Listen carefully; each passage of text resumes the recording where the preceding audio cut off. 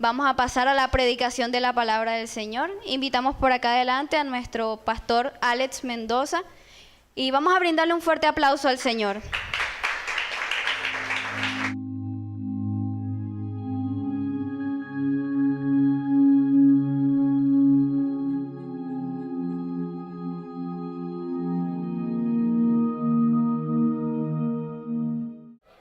Como decía la coordinadora, que se sienta que aquí hay jóvenes, vamos a darle un fuerte aplauso al Señor. Si usted está agradecido con el Señor, que del tamaño de ese agradecimiento así sea su aplauso. Veamos cuántos agradecidos hay aquí. ¿Cuántos agradecidos hay?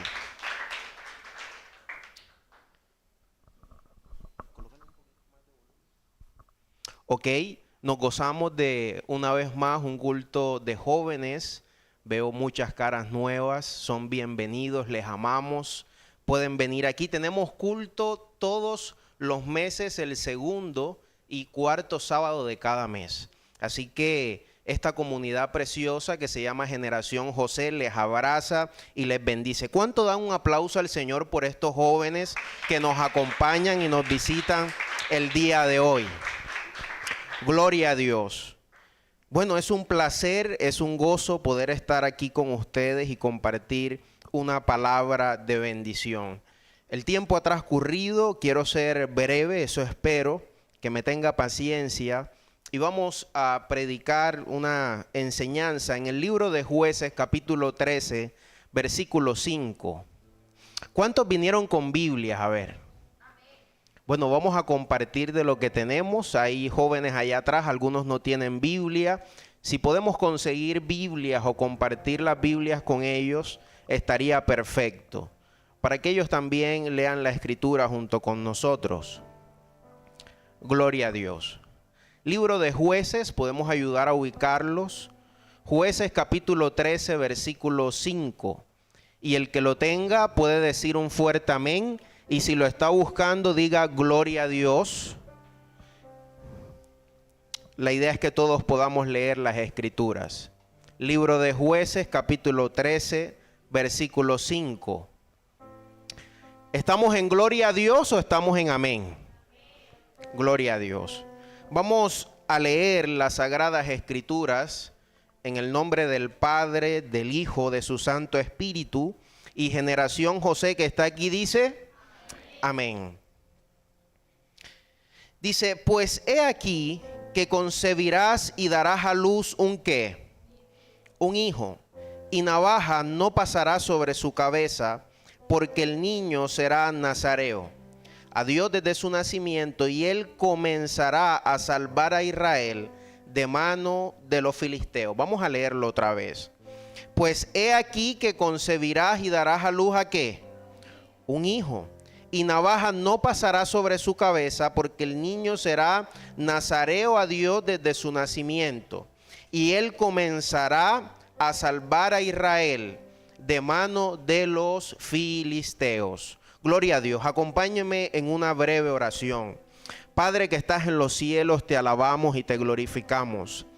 Señor, te damos gracias por tu bondad y tu infinita misericordia, por permitirnos estar aquí una vez más, un sábado más. Señor, pedimos para que tú coloques una atmósfera de tu gloria, una atmósfera de unción, una atmósfera de milagro, de liberación, de sanidades. Que tú seas propicio a cada uno de nosotros, Señor. Padre, que te glorifiques en medio de tu palabra. Que las señales sean manifiestas y visibles, tangibles en este lugar. Señor, respalda tu palabra, respalda tu mensaje, respalda la disertación de tu palabra. Coloca en mí un espíritu de sabiduría, de denuedo, Señor, y coloca en mis hermanos un espíritu de humildad para recepcionar tu palabra, Señor, y para colocarla por obra. Que estas palabras y este consejo que ellos reciban hoy Señor, sea una bandera en sus corazones, que quede marcado, tallado en sus corazones, Señor, para siempre. En el nombre de Jesús, Señor, te pedimos que tomes el control de este lugar, que tomes el control de este servicio, de este culto, Señor.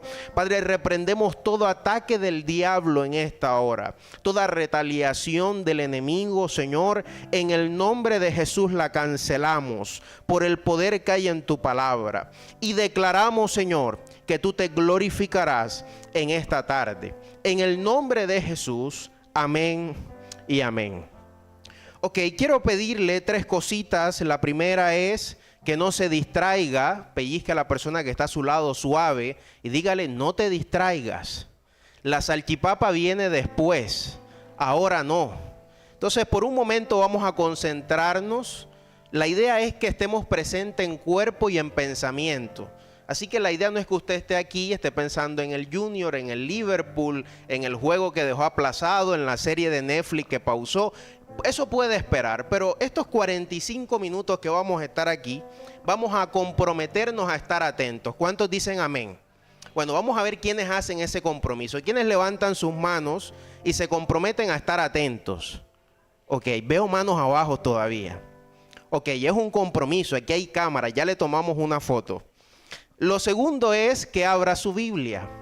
La idea es que usted pueda leer conmigo cada uno de esos textos, pueda verificarlos y no diga, el hermano se inventó eso. No. Usted diga, la Biblia dice. Y lo tercero es que por favor diga amén, gloria a Dios, aleluya, ay, pero diga algo. Que esto parezca que aquí hay un culto de cristianos. ¿Cuántos dicen amén? Que aquí hay jóvenes, gozosos, alegres. Gloria a Dios. Dele una sonrisita al que está a su lado, sonríale, muéstrale su mejor sonrisa. No importa si le faltan 3 dientes, si tiene chapa, no importa, sonríale. Vamos a ver cuántos hay aquí alegres y gozosos. Ok, gloria a Dios. Leímos en el libro de Jueces, capítulo 13, versículo 5. Y es impresionante ver en el contexto de este libro que el pueblo de Israel estaba pasando por unos problemas bien serios, unos problemas graves. Ellos eran gobernados por jueces antes de los reyes, dice la Biblia, pero era una época muy difícil, de las épocas más complejas del pueblo de Israel. Eran épocas de hambre, de sufrimiento, de desolación. Quizás momentos difíciles que muchos de los que estamos aquí no hemos alcanzado a vivir, pero era un momento muy difícil. Y lo que nos dice la Biblia es que el pueblo de Israel tenía un patrón de comportamientos. Escúcheme bien, la Biblia dice que ellos empezaban a pensar en sí mismos, en su soberbia, y empezaban a caer en pecados, y luego por consecuencia del pecado venía el castigo, eran oprimidos por los enemigos. Pero dice la Escritura que cuando se veían oprimidos, entonces ellos levantaban sus ojos a los cielos, clamaban a Dios, Señor, ayúdame. Y cuando Dios los salvaba de esa prueba, de esa situación adversa a causa del pecado, dice que la Escritura que entonces ellos se acostumbraban a eso, por un momento cambiaban, se volvían otra vez a la idolatría, a la avaricia, al mundo, a todos los deseos de la carne. Venía otra vez el pecado, los castigaban, se entregaban a los enemigos y otra vez volvía el patrón, y este patrón se repetía una y otra vez. Es decir, ellos pecaban, eran castigados, eran entregados a sus enemigos, luego clamaban a Dios, luego Dios los salvaba, estaban por un tiempo así, otra vez volvían el pecado. Era muy cotidiano esto en el libro de Jueces. Y esto no es muy lejano a lo que nosotros vemos allá afuera. ¿Cuánta gente allá afuera no está acostumbrada a vivir su vida como le da la gana, alejada de Dios, viviendo en pecados y en cosas que a Dios no le agrada? Pero cuando viene la consecuencia del pecado, la enfermedad, la situación difícil, la destrucción familiar, es el momento donde nos acordamos de Dios. Dios hace un milagro, Dios obra, y después de eso la gente se lo olvida, la gente tiene amnesia, la gente se le olvida lo que Dios hizo y otra vez vuelven y se desembocan en el pecado. No es nada raro, es lo que nosotros vemos con la gente ingrata, desagradecida por lo que Dios ya ha hecho en sus vidas. Por eso la Biblia dice en Jueces capítulo 17 que en los tiempos de Israel no había rey, y dice que cada quien hacía lo que bien le parecía. Ese era el entorno, el contexto que está hablando la Biblia. Pero entonces en el capítulo 13 dice que los hijos de Israel volvieron a hacer lo malo delante de los ojos de Jehová, y Jehová los entregó en manos de los filisteos. Pero adicional a eso dice que había un hombre, diga conmigo un hombre. Había un hombre de la tribu de Dan, el cual se llamaba Manoa, y su esposa, su mujer, era estéril. La Biblia no nos da muchas características de esta mujer. No nos dice su nombre, no nos dice su apellido, no nos dice su tez de piel. Lo único que nos dice que es estéril. Y me llama eso poderosamente la atención, porque cuando en un pasaje bíblico en la escritura vemos a una mujer estéril, eso significa que próximamente va a suceder un milagro. Voy a repetir eso. Cuando en la escritura vemos una mujer estéril, eso nos indica que próximamente vamos a ver un milagro, porque parece que a Dios le interesa fecundar las cosas estériles. En la Biblia hay muchos pasajes y personajes bíblicos como Sara, como Raquel, como Rebeca, como Ana, que eran estériles, pero un día Dios fue propicio a su necesidad y ellas pudieron producir, engendrar un hijo. La esterilidad, amados, en aquella cultura era la connotación de una gran maldición. Cuando una pareja se unía en el sagrado vínculo del matrimonio y no podían concebir, eso demostraba una deshonra familiar. Es como si ellos fueran maldecidos. Había una deshonra dentro de ellos. Y eso era una tacha a nivel social, al punto en que cuando una mujer era estéril, podía ser eso causal de divorcio. Y ellos hacían algo que no era aprobado por Dios, sino que en la libre decisión que cada uno de nosotros podemos fungir y trabajar, las esposas le daban a sus siervas o a sus criadas, a sus esposos, para que ellos pudieran tener hijos. Y la Biblia lo dice, por ejemplo, con Raquel. Raquel entregó a su esposo, a su sierva Bila, para que pudiera concebir. La Biblia nos enseña que Sara, por ejemplo, entregó a su esposo Abraham, le entregó a su sierva egipcia Agar. Era una práctica no aprobada por Dios, pero los hombres lo hacían. ¿Por qué razón? Porque la esterilidad representaba una maldición en la familia, pero la fecundidad o la fertilidad en nuestras vidas representa la máxima bendición, una de las máximas bendiciones en nuestra vida. Por eso la Biblia dice que herencia de Jehová son los hijos y cosa de estima el fruto de su vientre. La Biblia, por ejemplo, nos enseña que Rebeca era estéril, pero Dios le permitió tener gemelos en su vientre. La Biblia nos enseña de Ana, por ejemplo, que era estéril, clamó a Dios y Dios le permitió tener un hijo llamado Samuel, el profeta Samuel, el cual la Biblia dice que era profeta fiel de Jehová y ninguna de sus palabras caían por tierra, y tuvo mucho más hijos. La Biblia después nos enseña, por ejemplo, que Raquel, esposa de Jacob, también tuvo a José. En otras palabras, la esterilidad física es un problema, pero en el sentido espiritual hay cosas que están estancadas, paralizadas, y cosas que no producen en nuestra vida. No sé qué área está estéril en tu vida, no sé qué situación está seca, con muerte, pero Dios está aquí para hacer un milagro. ¿Cuántos dicen amén? Dios está aquí para quitar la esterilidad. Dios está aquí para quitar la infertilidad en tu vida y traer vida a cada uno de nosotros. ¿Cuántos dicen amén? Vamos a darle un fuerte aplauso al Señor.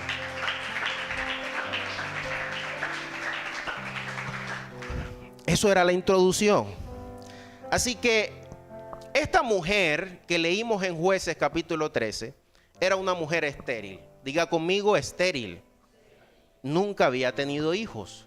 Pero llegó el día del milagro. ¿Cuántos van a tener un milagro el día de hoy? Llegó el día del milagro y dice la Biblia que se le apareció el ángel de Jehová a esta mujer. Y dice que el ángel le dice a esta mujer, le dice: he aquí, tú eres estéril y nunca has tenido hijos, pero de cierto te digo que hoy concebirás y darás a luz un hijo. Y le da unas recomendaciones. Lo primero que le dice es, dice, no podrás beber vino ni sidra, no comerás cosa inmunda, porque de cierto te digo que concebirás y darás a luz un hijo. Y dice, y navaja no pasará sobre su cabeza, porque él será nazareo. Y dice entonces que él sería apartado para Dios, porque él sería el comienzo de la salvación del pueblo de Israel para con los filisteos. La Biblia está hablando acerca de un hombre llamado Sansón. Diga conmigo, Sansón. En otras palabras, en un momento difícil, Sansón era la provisión de Dios para liberar la nación de Israel durante un tiempo de sufrimiento, de opresión, de muerte en aquellos días. Levante su mano derecha, por favor. Yo quiero declarar que usted y yo somos la provisión de Dios para nuestro barrio, para nuestra casa, para nuestra familia. Nosotros somos la provisión de Dios para traer restauración a nuestros padres. Somos la provisión de Dios para traer liberación a nuestro barrio. Somos la provisión de Dios para que en estas manos fluyan sanidades sobre todo aquel que lo necesite. Gloria a Dios. Entonces la Biblia nos dice que Sansón era una persona nazarea. ¿Qué es eso de ser nazareo? La Biblia nos enseña en Números capítulo 16 acerca del voto del nazareato. El nazareato, simplemente en palabras sencillas, consistía en dedicar un tiempo especial, un tiempo que podía ser un año, 2 años, y en la cultura hebrea el tiempo mínimo podían ser 30 días, pero era un tiempo especial de consagración, era un tiempo especial de santidad, era un tiempo extraordinario donde una persona se consagraba para Dios.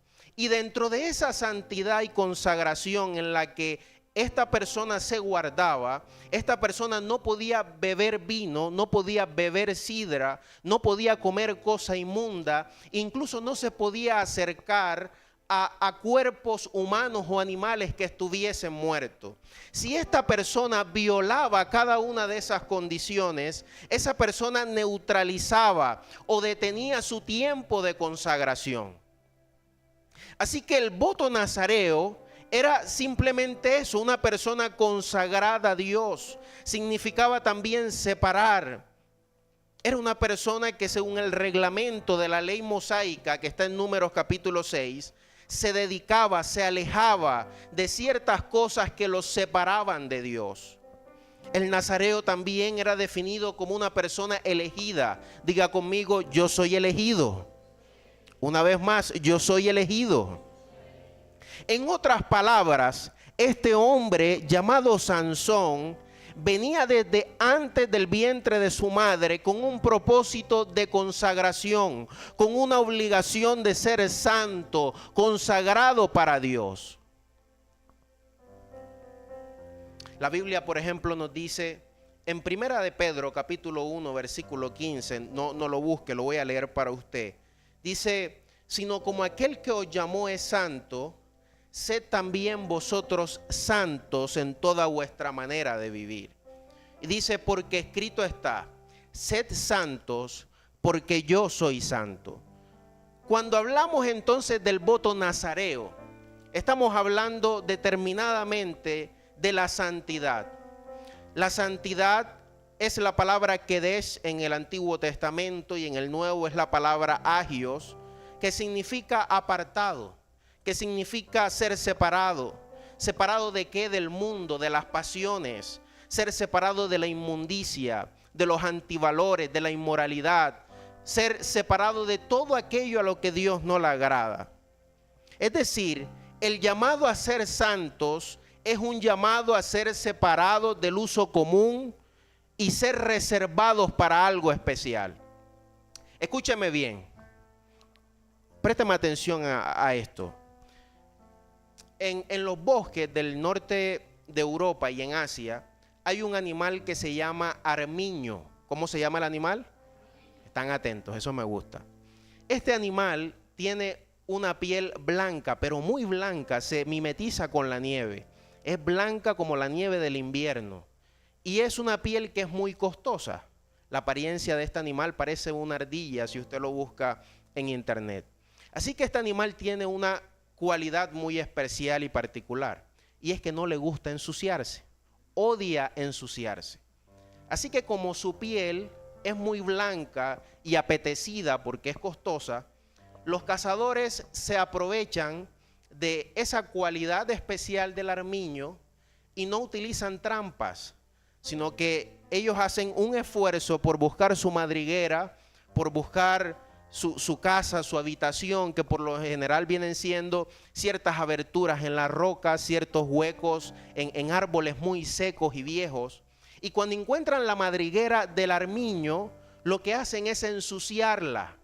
Luego que ensucian con alguna sustancia, algo pegajoso, algo que pueda manchar su piel, luego que la ensucian, empiezan a soltar los perros de caza para que los perros de caza busquen este animal llamado armiño. Cuando el armiño se siente bajo amenaza, lo primero que hace es buscar su madriguera, buscar su hogar. Y cuando llega a su hogar, al hueco de aquel árbol o a la hendidura de aquella peña, lo que nos ilustra a este animal es que el animal, al verla sucia, decide no entrar.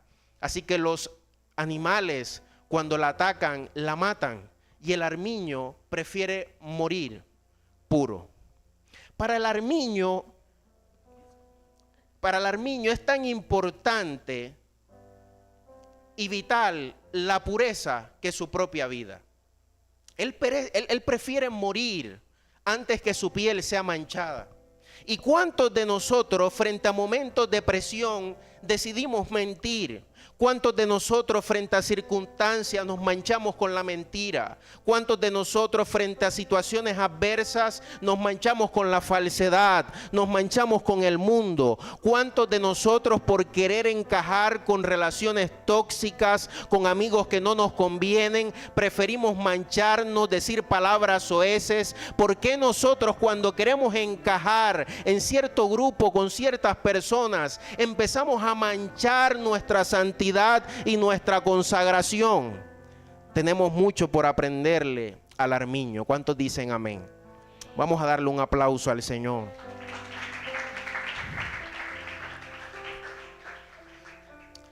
Querido hermano que estás aquí, que nos visitas, quiero decir algo. La santidad y la consagración, aunque parezca un tema complejo, no es exclusivo para ciertas personas. Creemos que el consagrarnos, que el guardarnos en pureza, es algo que solamente es exclusivo para los pastores y los apóstoles. Creemos que la santidad es exclusiva para los pastores de jóvenes. Creemos que la santidad y la consagración es exclusiva para los ministros de alabanza. Pero la santidad y la consagración es tan delicada e importante para Dios, que dice la Biblia que incluso el Señor santificó un día de la semana. Dice la Biblia que el Shabbat, por ejemplo, es santo. La Biblia dice que los diezmos y las ofrendas son santos. El lugar de encuentro de tabernáculo, la Biblia dice que es santo. Lugar atrio, lugar santo, lugar santísimo. La Biblia menciona que es santo. La Biblia, por ejemplo, habla de una nación llamada Israel, la cual Él mismo santificó. Una nación santa. Entonces, si hay un atributo esencial de Dios, es su santidad. La santidad es el único atributo de Dios mencionado, triplicado en la Biblia. Usted nunca, bueno, si lo encuentra me lo muestra, pero yo no he encontrado un texto donde diga Dios es amor, amor y amor, o Dios es justo, justo y justo. Pero en Apocalipsis y en Isaías sí menciona, cuando dice, por ejemplo, que las 4 bestias o los seres vivientes decían santo, santo, santo. Así que la santidad, amado, no es exclusiva para personas que tengan 60, 70 años, para nuestros padres. La santidad es para todos. La santidad es para usted que está joven, adolescente. La santidad es para todos nosotros. La Biblia nos dice que Sansón estaba predestinado a una vida en santidad. Él tenía un voto nazareato perpetuo, vitalicio. Desde antes de nacer, ya su madre lo tenía en santidad, porque el ángel le dice, ten cuidado cómo te alimentas, no puedes beber vino ni sidra. Ojo, que no puedes comer cosas inmundas porque el hombre que tienes en tu vientre viene con un llamado a la santidad. Y aunque usted no lo crea, usted y yo, así tenga 17, 15 años, 5 años, está llamado a la santidad. Es la voluntad de Dios para con nosotros. Cuando hablamos de Sansón, para los que no conocen la historia, Sansón era un hombre que se movía en lo sobrenatural. Sansón era un hombre que tenía una fuerza descomunal. Sansón era un hombre especial. La Biblia nos enseña, por ejemplo, que en el antiguo pacto el Espíritu Santo no permanecía sobre los hombres, sino que venía sobre ellos. Y esto era exclusivo de los jueces, de los reyes, de los profetas. Así que cuando el Espíritu Santo venía sobre Sansón, este hombre tenía una fuerza tan tremenda que la Biblia dice que en una ocasión mató a 1000 hombres con una quijada de asno fresca. La Biblia nos enseña, por ejemplo, que despedazó a un león como un cordero a mano limpia. Este hombre tenía una fuerza tremenda, tocado por el Espíritu Santo de Dios. Y cuando vemos la vida de Sansón, que por lo general pensamos en su fuerza, creemos que su fuerza era atribuida a sus guedejas, porque la Biblia dice que navaja no pasaría por su cabeza. Guedejas son unas trenzas, él tenía su pelo largo. Y creemos que la fuerza de Sansón pertenecía al poder y a la fuerza que él tenía en sus guedejas, en sus trenzas. Pero no, su fuerza correspondía a la consagración y a la santidad en la cual él había sido llamado en permanecer. En eso permanecía su fuerza. Sus trenzas simplemente eran la evidencia de su consagración y de su santidad. Cuando la gente lo ve a usted, por ejemplo, caminar, que viste con pudor, que tiene una vida de respeto, de valores, la gente dice, ahí va una mujer cristiana, una mujer santa, porque esa es la evidencia. Pero la santidad, aquello que va por dentro, que hace parte de la integridad del ser, ahí es donde consiste la fuerza de un cristiano, en su santidad y en su consagración. ¿Cuántos dicen amén? ¿Cuántos concentrados hay aquí? Ok, bueno, denle un aplauso al Señor, no quiero que se me duerma. Entonces la gente podía evidenciar el voto de santidad que tenía Sansón. Pero Sansón era un cristiano que cuando la gente lo veía pasar decía, ahí hay un hombre que lleva la palabra del Señor, ahí va un hombre que viste con pudor, ahí va un joven que asiste a todos los cultos de jóvenes, no se pierde ninguno. ¿Cuántos dicen amén? Este hombre desde niño fue criado en santidad. Lo más tremendo de Sansón es que aunque Sansón era un hombre muy fuerte, Sansón era fuerte por fuera, pero por dentro era muy débil. Repito eso. Sansón era un hombre muy fuerte, podía matar un león con sus manos, podía matar a 1000 hombres con una quijada de un animal, pero era débil por dentro, era débil en sus emociones, era débil en su consagración, porque este hombre empezó a relacionarse con las personas que no debía. Sus emociones le palpitaba mucho Toño Corazón. Veía a una mujer y decía, está como Dios me la mandó. Este hombre en sus emociones que salían de control, lo hacían reaccionar de una mala manera. Así que entendiendo esto y hablando acerca de la santidad y de la vida de Sansón, quiero llegar al punto. Diga conmigo, vamos a llegar al punto. Creo firmemente que usted y yo tenemos 3 depredadores de nuestra santidad y de nuestra consagración. 3 depredadores. ¿He dicho cuánto? 3 depredadores. El primer depredador es la carne. Diga conmigo, la carne. Ok, ¿y qué es la carne? Normalmente explicar qué es la carne a veces es un poco complejo, pero la Biblia lo explica. Si bien nosotros somos tripartitos, la Biblia dice, y todo vuestro ser, espíritu, alma y cuerpo, sean guardados irreprensibles para el Señor. Nosotros tenemos espíritu, alma y cuerpo, pero hay una tercera cosa que es abstracta dentro de nosotros, ¿Qué es la carne? La carne no es nuestro cuerpo es otra cosa. Además, la Biblia dice que nuestro cuerpo es templo del Espíritu Santo. Pero la carne es algo abstracto que se insufló dentro de nosotros cuando Adán y Eva pecaron. Se le llama el pecado original, se le llama el viejo hombre, se le llama la naturaleza pecaminosa. Así que usted y yo tenemos un viejo hombre que muchas veces se quiere levantar dentro de nosotros. El que no conoce a Dios vive conforme a la voluntad de ese viejo hombre llamado carne o concupiscencia, son sinónimos. Y la Biblia dice cuáles son las obras de la carne. La carne emite criterios. Le voy a colocar un ejemplo. Cuando usted, por ejemplo, está aquí sentado, entra una mujer crespa, con un pelo muy crespo, su mente empieza a decir, ella cree que se ve bonita, hasta feo se le ve. Vea, esa es su carne la que se quiere levantar, es su carne la que usted no le pidió permiso, usted no le dijo piensa mal de tal hermana, pero su carne empieza a emitir criterios. Mira al otro con el mango chupado, él cree que eso se le ve bien. Ay, ¿cómo camina? Él se cree un guapo. Es tu carne la que habla. Cuando nosotros ponemos la alarma a las 5 de la mañana para orar, el Espíritu te dice, levántate y ora, porque ese es el Espíritu Santo. Pero tu carne te dice, ponle 10 minutos más, no hay problema. Cuando vienes a ver han pasado 2 horas y así te sucede toda la semana.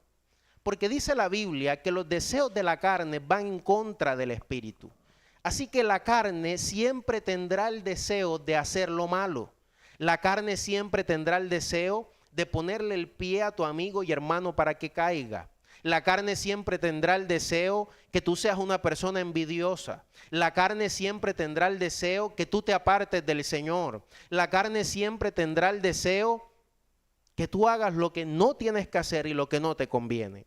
Así que la Biblia nos habla acerca de la carne. La carne emite criterios, hace apreciaciones sin que nosotros le preguntemos. Ella habla nuestro pensamiento. Y el libro de los Jueces avanza en una historia acerca de Sansón en un momento donde él busca esposa. Dice la Biblia que Sansón empezó a ver una filistea. Los filisteos eran un pueblo pagano, un pueblo que no tenía temor de Dios y que incluso tenía como Dios a un demonio llamado Dagón. O sea, era un pueblo complejo. Yo le hago una pregunta a usted. Sabiendo todo esto, ¿usted se casaría con la hija de un satanista, por ejemplo? ¿Qué responden ustedes? Así que Sansón, un hombre llamado a santidad, un día se le metió los muñequitos y quería casarse. Quería tener un noviazgo. Entonces él vio una filistea caminar y dijo, está como Dios manda, como el médico me la recetó. Sansón, la carne le estaba hablando fuerte. La carne quería que él se metiera en una relación que no le convenía. Así que él le dijo a sus papás, le dijo, papá, yo me voy a casar. Y le dijo, bueno, muéstrame a la hermana de la iglesia. No, que no es de la iglesia. Ella anda por allá en los picot todos los días y el papá y que es satanista y todo lo demás. Y el papá le dice, pero tú como esa muchacha no te conviene, ¿cómo te vas a meter con esa muchacha? Pero dice la Biblia que a Sansón no le importó el consejo de su papá. Entonces, de esa decisión se empezaron a desencadenar un montón de cosas. Porque la Biblia dice que entonces de camino sus padres accedieron y dijeron, bueno, esa es tu decisión.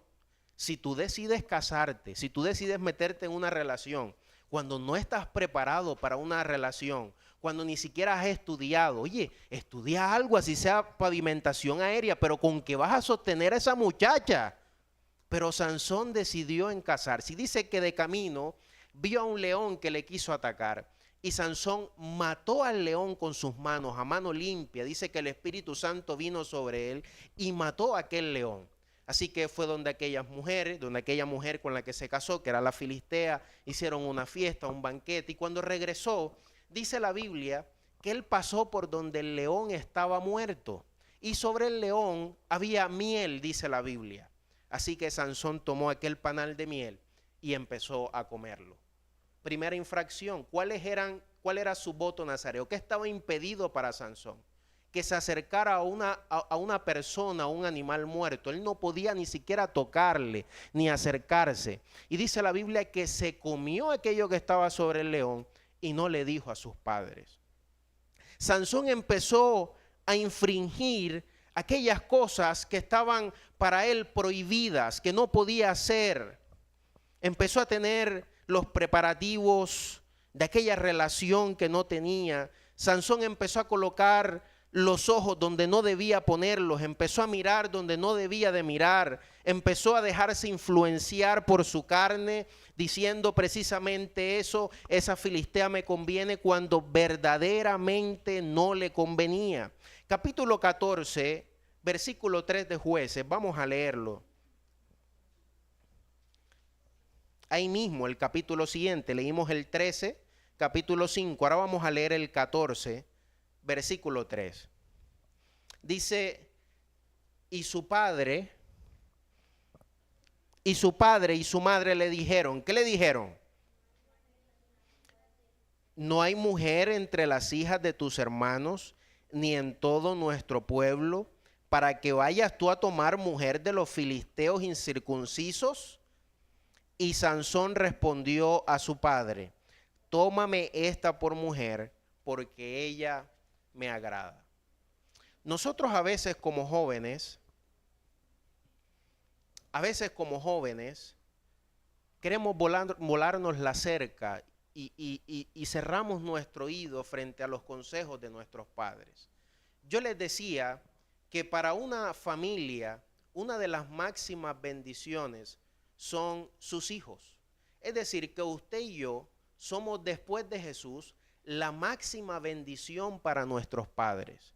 Por eso nuestros padres quieren lo mejor para nosotros. Ahora usted dirá, bueno, yo tengo un papá que ni siquiera ha velado por mí. Él lo que puso fue simplemente la parte de él, el esperma. Del resto, mi papá no ha tenido nada que ver conmigo. Bueno, la Biblia dice que entonces Dios toma ese lugar y dice, aunque padre y madre te dejare, con todo eso yo Jehová te recogeré.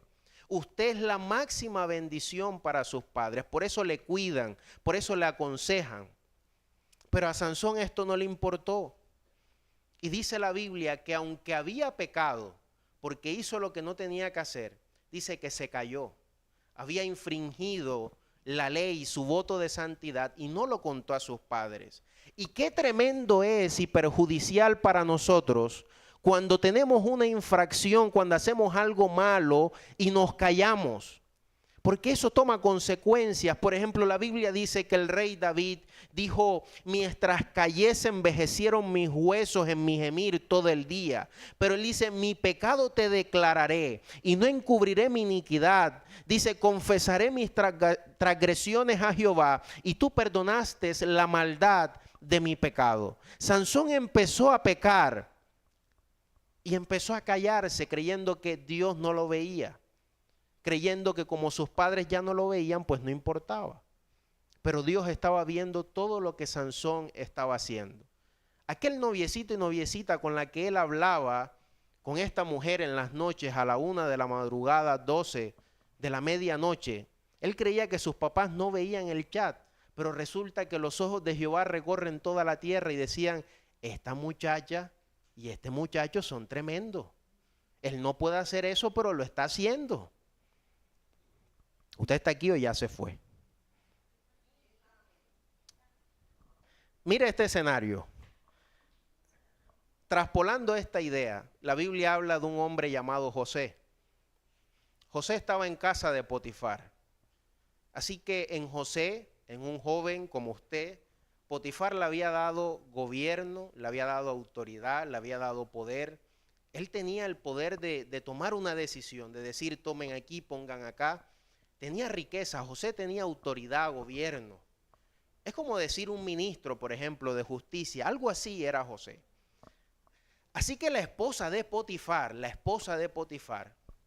empezó a latirle toño corazón, se le metieron los muñequitos y le encantó José porque José era un muchacho guapo. Además era un hombre de Dios. Y empezó a tomar a José y decirle, José, bésame. Y José le decía, oye, cálmate y respeta que usted es una mujer casada. Y esta mujer le insistía tanto a José, que José le tocó salir corriendo, porque José sabía que era necesario guardar su santidad y su consagración.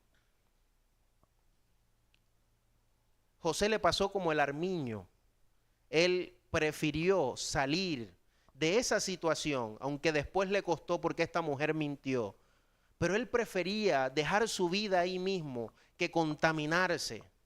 Ahora, ¿qué tal si quitamos a José y ponemos a Sansón? ¿Usted cree que Sansón hubiese respetado a una mujer casada? No lo hubiese respetado. Como dicen en la jerga, Sansón no comía de bolita de coco. Ese muchacho le colocaban papaya y la papaya la partía. Pero José era un hombre consagrado. ¿Cuántos consagrados habemos aquí? Gloria a Dios. Ok, ese es el primer enemigo, detractor, depredador de nuestra santidad y consagración. El segundo, quiero enmarcarlo en un binomio, que es el mundo y el enemigo. El mundo y el... ¿Qué es el mundo? ¿Qué es el mundo? Cuando la Biblia habla de mundo, en todo el contexto de la Escritura está hablando de tres cosas. Por ejemplo, el mundo puede ser la creación. La Biblia dice de Jehová es la tierra y su plenitud, del mundo en los que la habitan. Está hablando de la naturaleza. Lo segundo que habla Dios, por ejemplo, cuando dice de tal manera amó Dios al mundo que ha dado a su Hijo unigénito para que todo en quien Él cree no se pierda, mas tenga vida eterna. Ahí la palabra mundo tiene que ver con toda la especie humana. Es decir, Dios nos amó, que mandó a su Hijo a morir por nosotros. Pero en otro pasaje la Biblia dice que el que se hace amigo del mundo se constituye enemigo de Dios. Entonces ahí la palabra mundo tiene que ver con un sistema religioso, político, económico, sobre una sociedad humana sin Dios. Tiene que ver con el placer, con la ambición, con el egoísmo, con la codicia, con las tendencias. Y no basta mencionar para darnos cuenta que vivimos en una sociedad donde todo lo tiene al revés, donde la familia ahora no importa, donde gobiernan los antivalores, donde gobierna la inmoralidad, donde le empezamos a dar créditos a todo menos a lo que Dios le agrada. Eso es el mundo. La Biblia dice, no améis al mundo ni las cosas que están en el mundo. Si alguno ama al mundo, el amor del Padre no está en él. Así que el mundo y el enemigo, Satanás el diablo, está interesado en robar la santidad y la consagración en la que tú permaneces. La Biblia dice del príncipe de este mundo, el Dios de este siglo, Satanás, está interesado en robarte eso que tú tienes. El hombre le entregó el dominio de la tierra a Satanás. Así que Sansón no fue ajeno a esta circunstancia. La Biblia dice, por ejemplo, que el mundo entero está bajo el maligno, Satanás. El libro de Jueces nos dice que cuando este hombre decide casarse con esta mujer, que los padres le dijeron no te conviene, empezaron a hacer una fiesta. Era una fiesta filistea. ¿Usted qué cree que puede haber en una fiesta cuando los padres son impíos, cuando los padres son unas personas que están fuera de sí, que buscan todo lo diferente a lo que es de Dios? Pues seguramente ya habrán cosas malas. Así que hubo unos preparativos, hubo una fiesta, hubo algo del mundo. Y quiero hablar con esto porque está bien celebrar y tener una fiesta en el Señor. Nosotros nos gozamos y nos alegramos. ¿Cuántos cristianos alegres hay aquí? Pero este hombre estaba bajo un matrimonio y una celebración pagana. Y lo que abundaba en aquel momento era el vino, era la sidra, era el desorden. Y aunque la Escritura no dice taxativamente que Sansón bebió vino o consumió alcohol, lo que sí nos dicen algunos extralibros y estudiosos acerca del comportamiento de Sansón, que es muy probable que Sansón, a causa del amor para con esta mujer y a causa de la fiesta, haya ingerido vino. Porque nos dice que ahora Sansón empezó a hacer apuestas y empezó a dar acertijos y decir, bueno, si ustedes me dicen esto, entonces yo le doy 30 piezas de vestidos y de ropa. Y Sansón empezó a hacer unos negocios todos raros en los que dice la Biblia que su propia esposa lo traicionó. Su esposa lo traicionó y terminó muerta. Terminó muerta ella y terminaron muertos muchos hombres filisteos. Este mundo, este sistema, no tiene nada para ofrecernos a nosotros. Las tendencias, todo aquello que quiera robar nuestra atención. Por ejemplo, hoy en día se le llama la era de la atención. Pagan millones y millones de dólares para que en su celular usted caiga en un anuncio. Hoy la gente busca cualquier estrategia posible para llamar su atención. Colocan desnudos, pornografía implícita, explícita, con el fin que usted pueda acceder y robar su atención. Y este mundo está bajo un sistema pagano que lo único que busca es drenar la santidad y la consagración a la que Dios te ha llamado. Capítulo 14, el mismo capítulo, versículo 12, vaya conmigo, por favor. Dice, y Sansón le dijo, yo os propondré ahora un enigma, y si en los 7 días del banquete me lo declaráis y descifráis, yo os daré 30 vestidos de lino y 30 vestidos de fiesta. Y dice, mas si no me lo podréis declarar, entonces vosotros me daréis a mí los 30 vestidos de lino y los vestidos de fiesta. Y ellos respondieron, propon tu enigma y lo oiremos. Entonces le dijo, del devorador salió comida y del fuerte salió dulzura. Y ellos no pudieron declararle el enigma en 3 días. Al 7º día dijeron, ¿a quién? A la mujer, a la sinvergüenza con la que él se casó. Le dijeron a la mujer de Sansón, induce a tu marido a que nos declare este enigma para que no te quememos a ti y a la casa de tu padre. ¿No habéis llamado aquí para despojarnos? Y lloró la mujer de Sansón en presencia de él y dijo, solamente me aborreces y no me amas, pues no me declaras el enigma que propusiste a los hijos de mi pueblo. Dejémoslo hasta ahí.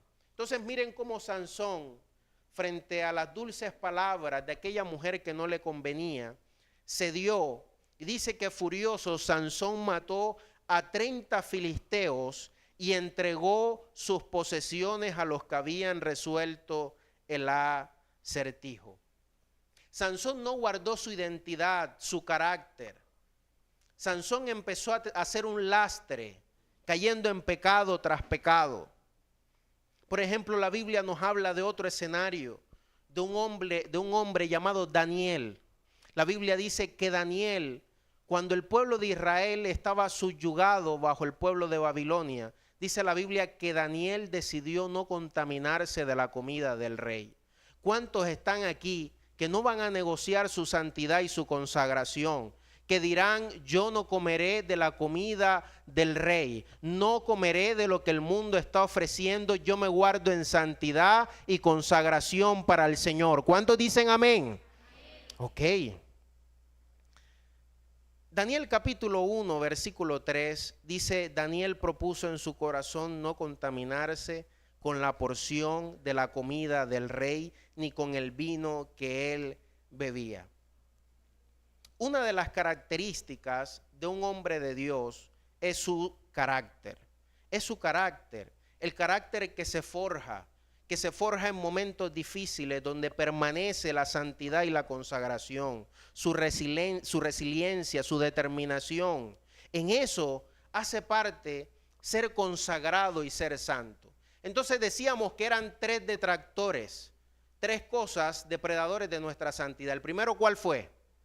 La carne. El segundo, el mundo y el enemigo. Ahora hay un tercero del cual ya hemos conversado anteriormente y es las relaciones inadecuadas. ¿Cuál es el tercero? Con su dedito señala a la persona que está a su lado y dígale ojo, pero dígale ojo con las relaciones inadecuadas. Mire, la ciencia dice esto, que nosotros somos la media de las 5 personas con las que más compartimos. Somos la media de las 5 personas con las que más tiempo nosotros pasamos. En otras palabras, las personas con las que nosotros nos relacionamos impactan nuestra vida positiva o negativamente. La Biblia dice, por ejemplo, que las malas conversaciones corrompen las buenas costumbres. Y hay gente que dice, dime con quién andas y qué, y te diré quién eres. Así que las personas tóxicas que son mala influencia para nosotros terminan determinando nuestro presente e incluso nuestro futuro. Mire, si usted anda con 5 drogadictos, marihuaneros, téngalo por seguro que le dará la curiosidad de también probar la droga. Porque es las personas con las que usted se relaciona, quiera o no, pasa tanto tiempo con esas personas que incluso sus palabras, su modo de expresarse y su conducta va a terminar impactando su propia vida. Así que dígale a la persona, ojo, dígale, ojo, ¿con quién te relacionas?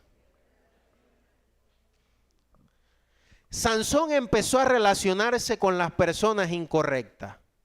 Vea, la persona con la que se casó terminó muerta, o sea, terminó siendo viudo. Pero la Biblia dice que como este hombre iba en sus emociones, empezó a tomar varias novias. Él quería pasearse todas las novias. Veía a una muchacha y decía, con esta me voy a casar. Y los papás le decían, muchacho, pero si esa muchacha no ha hecho ni el discipulado básico, ni siquiera la conoce. Y él le decía, no la conozco, pero ya siento que la amo. Y le decían, Sansón, pero cálmate, hay tiempo para eso, concéntrate en tus estudios primero, concéntrate en la universidad, concéntrate en construir un proyecto de vida, algo que te solidifique, algo que te dé cierta permanencia, con la que puedas criar a tus hijos, con la que puedas tener recursos, pero las emociones podían más. Y empezó a tomar mujeres al punto en que vio otra mujer. Esta mujer era llamada Dalila. ¿Usted ha escuchado de Dalila? Dalila. Era otra mujer filistea. Y salió de Guatemala para Guatepeor. Porque usted sabe qué significa Dalila. Dalila significa mujer delicada, pero también significa mujer débil. En alguna interpretación, lo que puede significar es que Dalila es la mujer que debilita, la mujer que agota. Usted imagínese meterse con una mujer que lo debilita a usted, o meterse con un hombre que lo debilita a usted. Dígale a la persona que está a su lado, ojo con las Dalilas y ojo con los Dalilos. Ay, yo no sé por qué el Señor está hablando de esto hoy, pero dígalo otra vez, ojo con las Dalilas y ojo con los Dalilos, porque ellos te debilitan.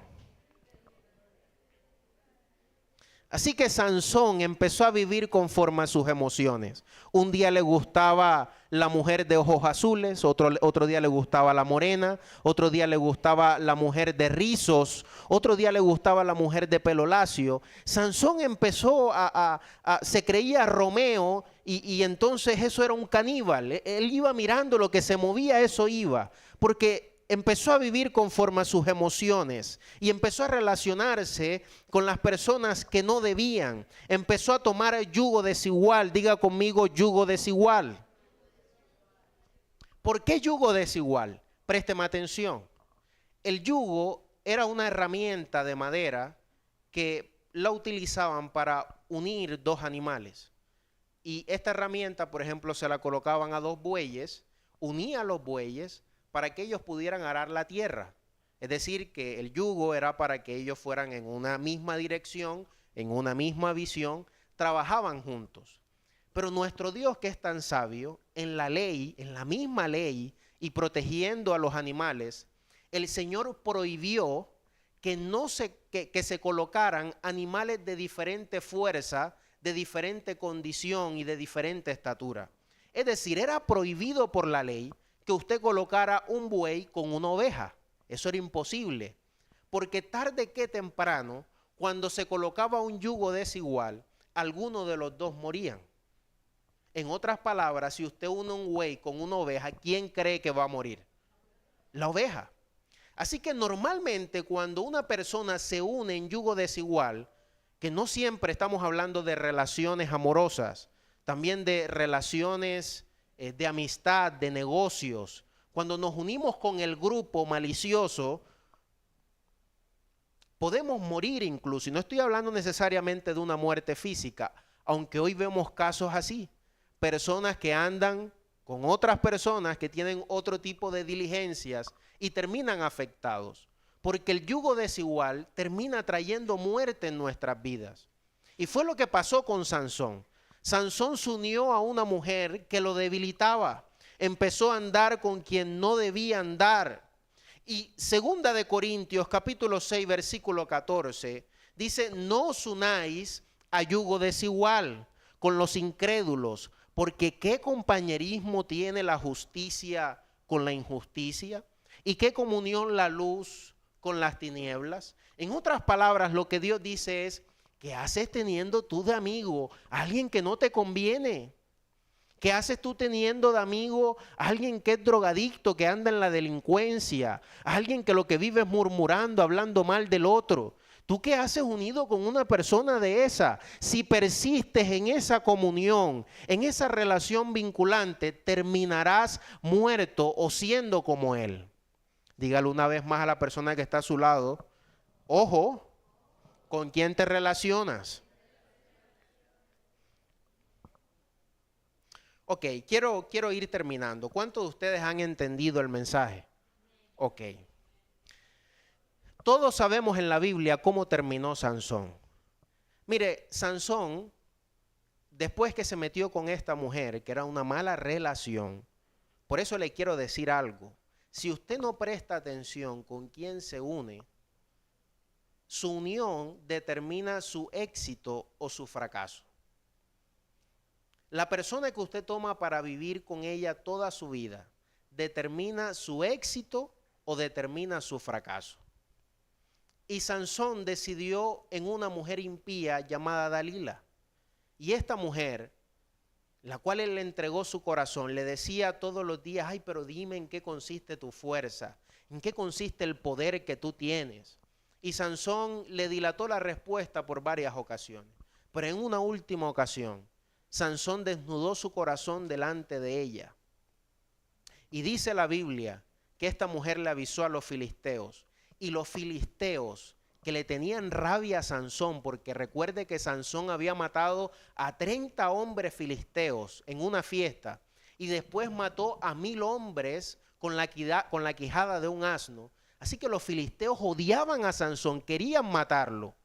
Y Dalila le dijo a los filisteos: córtenle sus trenzas, en eso consiste su poder y su fuerza. Y cuando vinieron entonces los filisteos, terminaron atrapando a Sansón, y Sansón no se pudo soltar de las cuerdas como anteriormente lo había hecho. Sansón terminó siendo la burla de todos los filisteos, lo cogieron como un payaso, era el principal payaso del circo. Terminaron sacando sus ojos, porque en eso nos convertimos cuando empezamos a ceder en la carne, cuando empezamos a ceder al mundo y sus pasiones, cuando empezamos a ceder al enemigo. Terminamos siendo los payasos del circo.